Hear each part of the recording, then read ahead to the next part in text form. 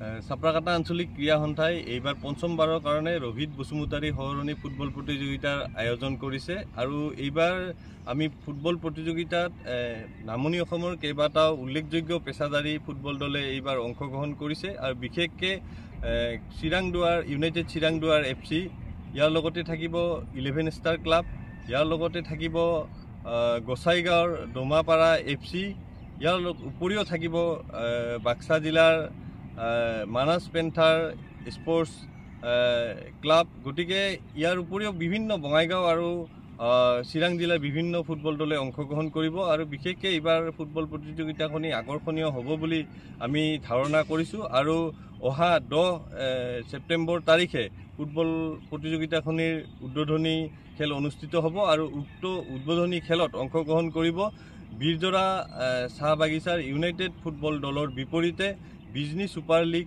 Football champion হতৰকি ক্লাবৰ মাজত আৰু ফুটবল প্ৰতিযোগিতাখনি আকৰ্ষণীয় হ'ব। গতিকে ফুটবল প্ৰতিযোগিতাখনি সমূহ খেলত আমি ক্ৰীড়াপ্ৰেমী ৰাইজৰ সহায় সহযোগিতা কামনা কৰিছোঁ। ইতিমধ্যে আমাৰ ক্ৰীড়া সন্থাৰ যিসকল সদস্য আছে তেওঁলোকে ফিল্ডৰ যি কাম কাজ আছে ফিল্ডৰ কাম কাজ সম্পন্ন কৰি ফিল্ডখন খেলাৰ বাবে সাজু কৰিছে। গতিকে ক্ৰীড়া সন্থা সম্পূৰ্ণৰূপে সাজু হৈছে। আমি সমূহ ক্ৰীড়াপ্ৰেমী ৰাইজৰ প্ৰতিযোগিতাখনি প্ৰত্যেকখন খেলতে উপস্থিতি কামনা কৰিছোঁ।